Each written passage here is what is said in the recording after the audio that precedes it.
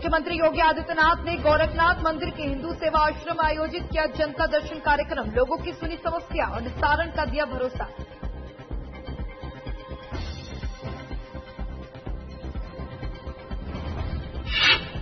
भारतीय संस्कृति और दुनिया भर के राम भक्तों को योगी सरकार देने जा रही एक बड़ा तोहफा। रामायण का पहला संस्करण प्रकाशन के लिए हो गया है तैयार।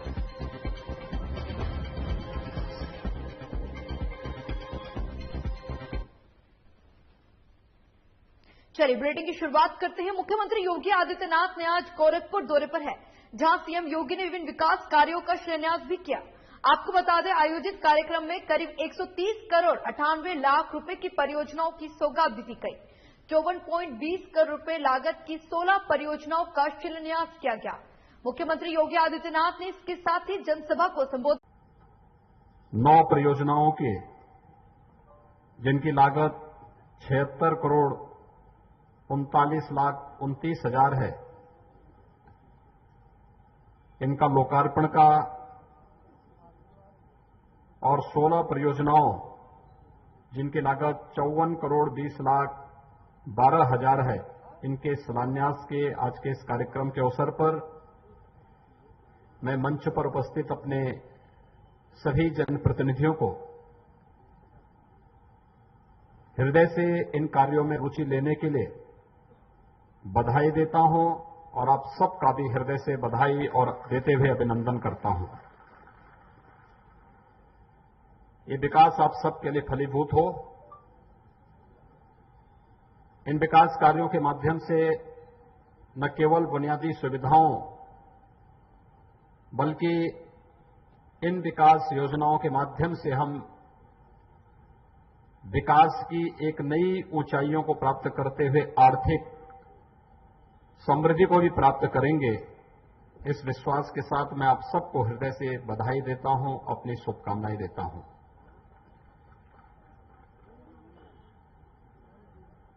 पिछले महीने केंद्र सरकार का बजट आया और उसके उपरांत 22 फरवरी को उत्तर प्रदेश सरकार ने भी अपना बजट प्रस्तुत किया। हम सब जानते हैं कि प्रदेश हो या केंद्र हो, दोनों सरकारों का बजट विकास और रोजगार को केंद्रित करते हुए प्रस्तुत किया गया था। याद रखना, विकास का दूसरा कोई विकल्प नहीं हो सकता और समग्र विकास की उस परिकल्पना को साकार करने के लिए जो प्रधानमंत्री मोदी जी ने,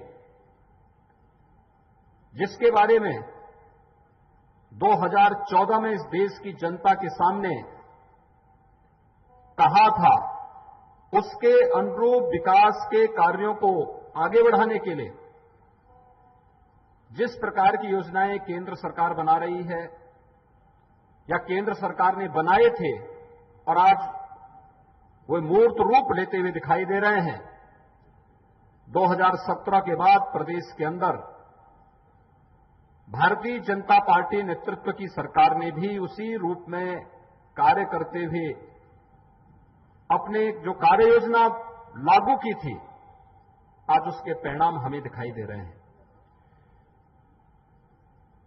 प्रदेश का कोई जनपद, कोई लोकसभा सीट या कोई विधानसभा सीट या कोई विकास खंड ऐसा नहीं होगा, कोई गांव ऐसा नहीं होगा जहां पर विकास का कोई न कोई कार्य या कोई न कोई बड़ी परियोजना न आई हो।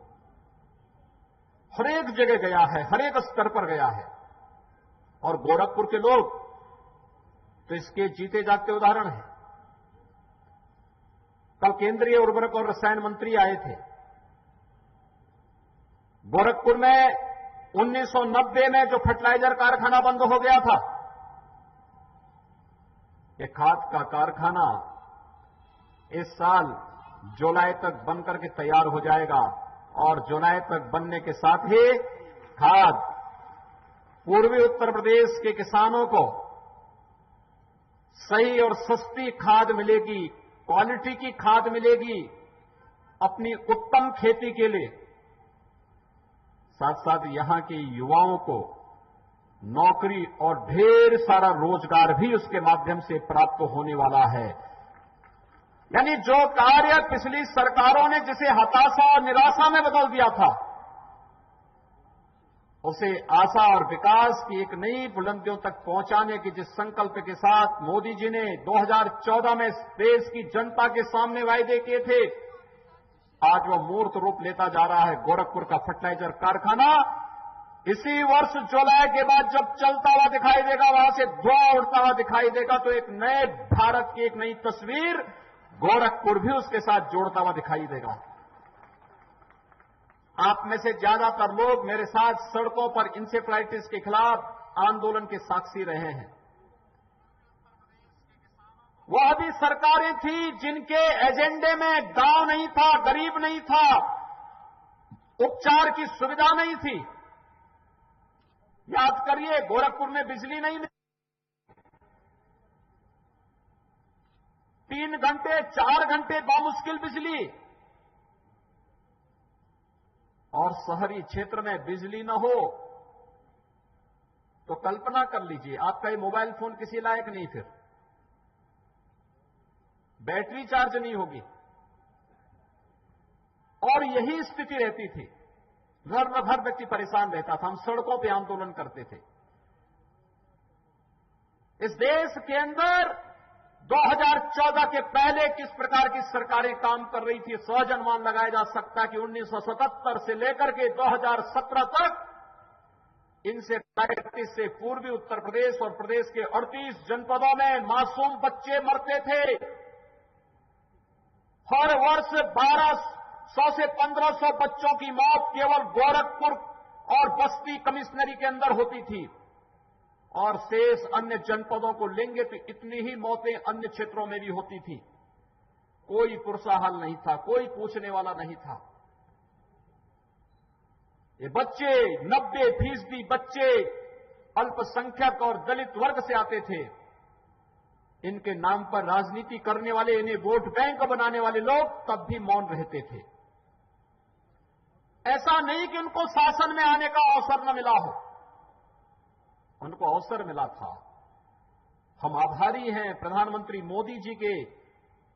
मैं एक बार गया, मैंने उनसे कहा, हमें गोरखपुर के लिए एम्स चाहिए 2014 में, और याद करिए 2016 में प्रधानमंत्री मोदी जी गोरखपुर में ही आए, उन्होंने एम्स का भी शिलान्यास किया। आज गोरखपुर में एम्स पूरी मजबूती के साथ खड़ा होता हुआ दिखाई दे रहा। इस वर्ष के अंत में हम लोग एम्स का भी लोकार्पण करने जा रहे हैं। एम्स यानी विश्व स्तरीय स्वास्थ्य की बेहतरीन सुविधा का एक केंद्र, वो गोरखपुर को प्राप्त हो रहा है। लेकिन एम्स के बनने में 2, 3, 4 साल लगेंगे, 5 साल लगेंगे, ये हर व्यक्ति जानता था।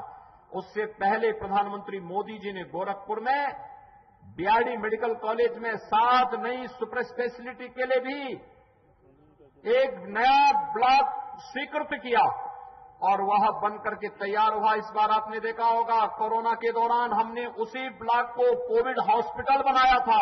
बीआरडी मेडिकल कॉलेज में सामान्य उपचार चलेगा, और डेडिकेटेड कोविड हॉस्पिटल के लिए सुपर स्पेशलिटी ब्लॉक को हम लोगों ने लिया, और उसमें हम लोगों ने कोविड हॉस्पिटल बना करके गोरखपुर और पूर्वी उत्तर प्रदेश के लोगों को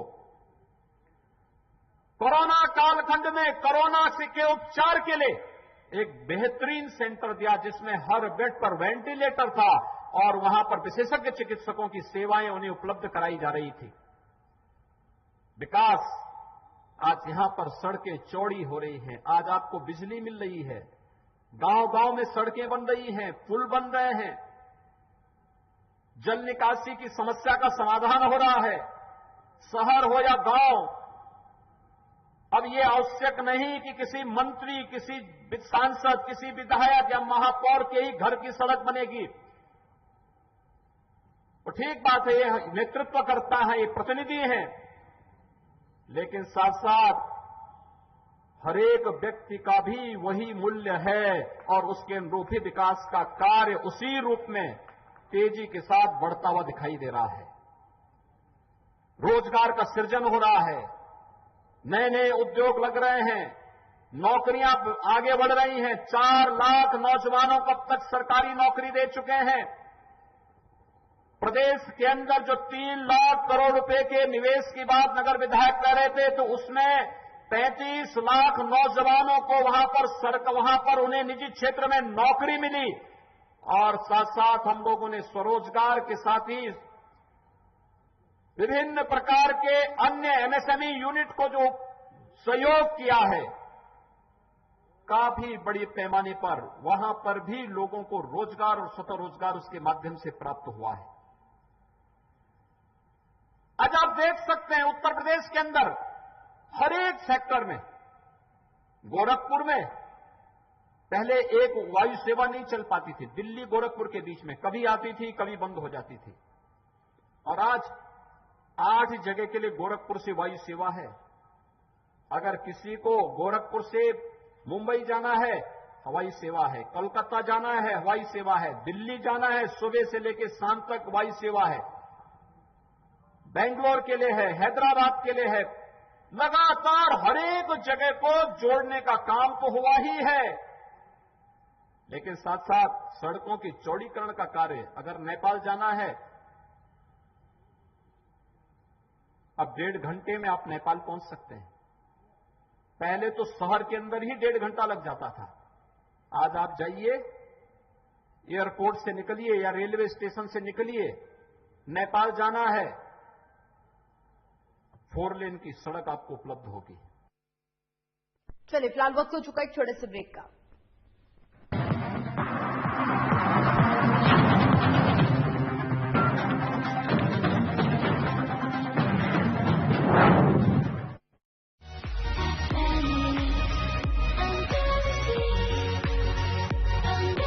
उत्तर प्रदेश की राजधानी लखनऊ के हजरतगंज इलाके में सबसे पुराना और सबसे लोकप्रिय गोल्ड जिम, जहां आपके फिटनेस का रखा जाता है खास ध्यान।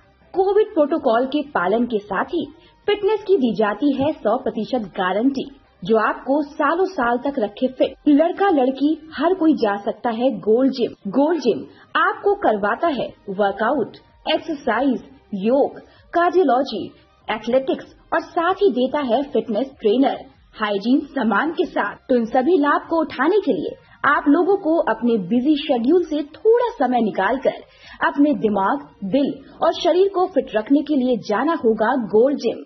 तो देर किस बात की, आज ही जाइए गोल्ड जिम। मोर पेन के साथ मोर गेन। गोल्ड जिम करता है आप लोगों से वादा। मिनिस्ट्री ऑफ होम अफेयर्स ने जो भी कोविड के प्रोटोकॉल्स रखे हैं, हम उन सबका पालन करते हैं।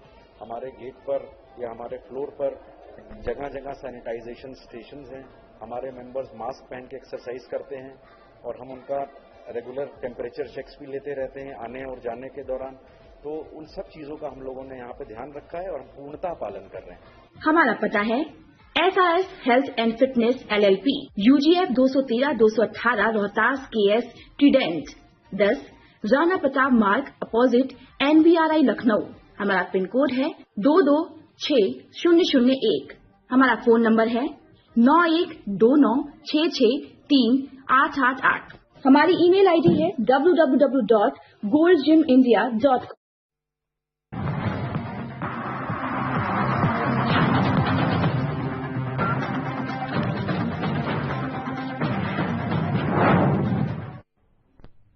वहीं ब्रेक के बाद एक बार फिर से आप सभी का स्वागत है। वहीं बात करेंगे अगली खबर की।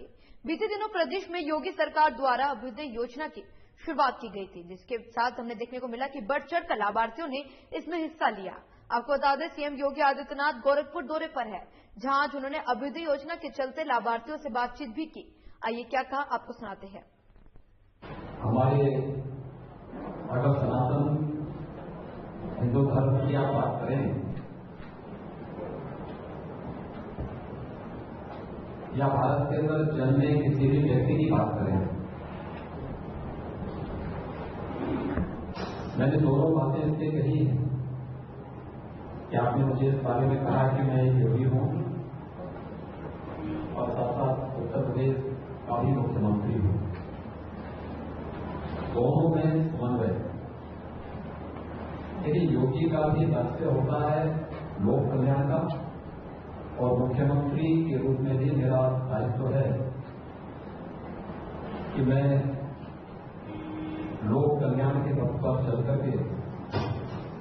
नए राष्ट्र धर्म का निर्माण करो।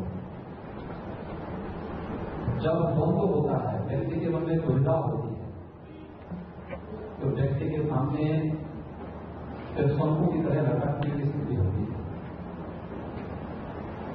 मेरे सामने कोई दुविधा नहीं है, मेरा लक्ष्य निर्धारित है, मेरा धर्म निर्धारित है। धर्म का मतलब वह नहीं जो एक सामान्य भाषा में हम लोग समझते हैं। मेरा धर्म मेरा राष्ट्र धर्म है। राष्ट्र धर्म का मतलब जो मुझे मेरे कर्तव्यों के बारे में, मूल्यों और आदर्शों के बारे में मुझे सदैव सचेत करता है, वही मेरा राष्ट्र धर्म है। पूजा पद्धति, उपासना विधि, ये मेरी व्यक्तिगत आध्यात्मिक साधना का हिस्सा है। वह मैं कैसे करूं या किसी व्यक्ति को कैसे करना, ये उसकी स्वतंत्रता उसको है। मैं उसमें अपनी बात को थोप नहीं सकता या कोई मुझ पर अपनी बात को थोप नहीं सकता।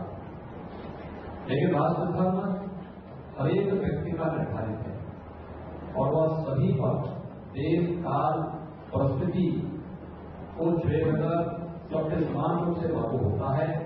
जो भी व्यक्ति अपने उस राष्ट्र धर्म का पालन करे, मुझे लगता है उसके लिए किसी भी क्षेत्र में काम करता हो, अगर वह अपने दायित्वों का ईमानदारी पूर्वक निर्वहन कर रहा है, वह एक सामान्य योगी हो, सन्यासी हो, एक मजदूर हो या कोई प्रशासनिक अधिकारी या फिर किसी भी फील्ड में काम करने वाला कोई व्यक्ति, उसके लिए फिर ये सीमाएं नहीं रह जाती हैं कि समान है। क्योंकि जब लक्ष्य एक है और हमें उस पवित्र उद्देश्य को प्राप्त करने के लिए प्रयास करना है, तो फिर हमारे सामने कोई भी दुविधा नहीं रहती। इससे जीवन में मैं यहाँ पर अभ्युदय से जुड़े हुए जितने भी हमारे युवा हैं, उन सबसे इस बारे में कहूंगा कि जीवन में लक्ष्य को प्राप्त करना और जीवन में सफलता प्राप्त करने की दुविधा होना।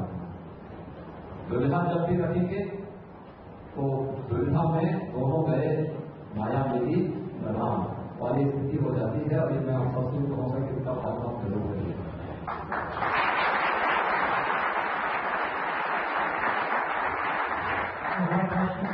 किसी बच्चे से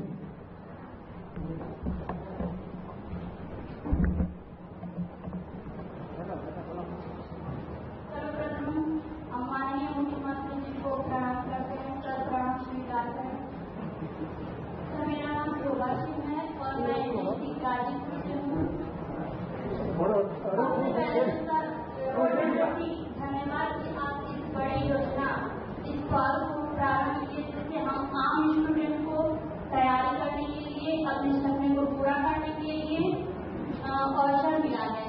तो सर, हमारा ये क्वेश्चन है कि क्या हम तब तक इस योजना में लगे रहेंगे, संलग्न रहेंगे, जब तक कि हम पूर्ण रूप में यूपीएससी के लिए तैयारी न कर लें? जी सर। और सर, हम गाजीपुर से हैं, लेकिन गोरखपुर से हमारा लगाव होने के कारण हमने गोरखपुर मंडल को सेलेक्ट किया और प्रिपरेशन यूपीएससी। आपको प्रणाम। बहुत बहुत धन्यवाद कि आपने गोरखपुर के इस अभियान के साथ जुड़ करके जैसे भी पूरे प्रदेश के अंदर है और इस कार्यक्रम के साथ आप जुड़ी हैं। देखिए, व्यक्ति को धैर्य खोए बगैर अवधि प्रयास करना चाहिए। मैं भी बताऊंगा अभ्युदय योजना के बारे में, हम इसकी चर्चा करेंगे। और हमने इसमें इसलिए दोनों सुविधाएं की कि व्यक्ति साक्षात क्लास अटेंड भी कर सकता है या फिर वर्चुअली भी जुड़ सकता है। अभी जैसे हमने मदन मोहन मालवीय प्रौद्योगिकी विश्वविद्यालय की डिजिटल लाइब्रेरी का भी शुभारंभ किया है। कितना लाभ इससे होने जा रहा है, यानी दुनिया को, दुनिया के ज्ञान को, ज्ञान की और संभावनाएं, दुनिया के ज्ञान को एक स्मार्टफोन में आप दे रहे हैं। आज की पीढ़ी के लिए तो ये सब कुछ बहुत सहज और सरल हो गया है। इसलिए आप यहाँ पर तैयारी के लिए आए हैं, प्रयास पूरा मेहनत करिए, प्रयास करिए, लक्ष्य निर्धारित करिए। जीवन में कहीं भी देखिए असफलता से व्यक्ति को कभी घबराना नहीं चाहिए। अगर जीवन में आपने बेहतर प्रयास किया, कहीं असफलता लगती है तो मान के चलिए कि कोई अच्छी सफलता, कोई अच्छी खुशखबरी आपके जीवन में आने वाली है, जो भविष्य के लिए आपको सचेत कर रही है। और इसलिए इन चीजों से कभी भी प्लान का रास्ता नहीं अपनाना है। न दैन्यम न पलायनम, ये भगवान कृष्ण ने गीता में कहा है। न दीनता दिखानी है और न प्लान का रास्ता अपनाना है। हमें अपने लक्ष्य को प्राप्त करने के लिए अहर्निश प्रयास करना है, और उस अहर्निश प्रयास का नाम ही है अभ्युदय योजना। इस योजना को प्रदेश सरकार ने वसंत पंचमी के दिन प्रदेश के अंदर शुरू किया है, और उसके बहुत अच्छे परिणाम सामने आ रहे हैं। आपकी इतनी बड़ी उपस्थिति, यहाँ गोरखपुर के युवाओं की इतनी बड़ी उपस्थिति, उसका एक बहुत अच्छा उदाहरण यहाँ पे प्रस्तुत करता है। लेकिन हमें इसके प्रति बहुत सकारात्मक रूप होना चाहिए, और आप अपने इस लक्ष्य को प्राप्त करने के लिए हर प्रयास करें, सफलता उससे प्राप्त करें।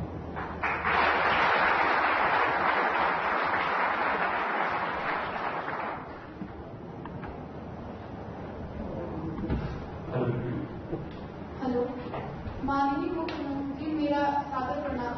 मैं दीक्षा पांडे। मेरा आपसे प्रश्न है कि भारत को विश्व स्तर पर सशक्त राष्ट्र बनाने के लिए हम सभी को क्या प्रयास करना होगा? दीक्षा जी, आपका प्रश्न बहुत अच्छा है, और मुझे लगता है कि हर व्यक्ति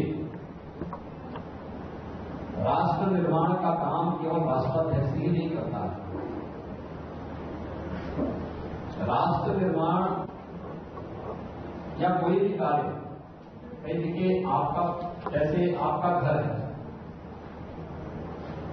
आपके पिताजी सर्विस करते होंगे, वह वेतन आपके परिवार को मिलता है तो उससे आपका परिवार चलता है। लेकिन अगर परिवार में आपकी माता जी भोजन ही नहीं बनाएंगी, क्या वेतन से ही सब काम हो जाएगा?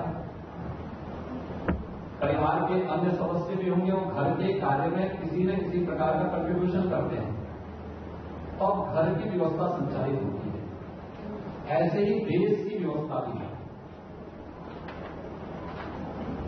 वह व्यवस्था, लीडरशिप हमें एक नई दिशा दे सकता है, एक नई ऊंचाई तक ले जा सकता है। लेकिन लीडरशिप के साथ साथ देश के हरेक फील्ड के कार्य करने वाले लोगों का दायित्व होता है।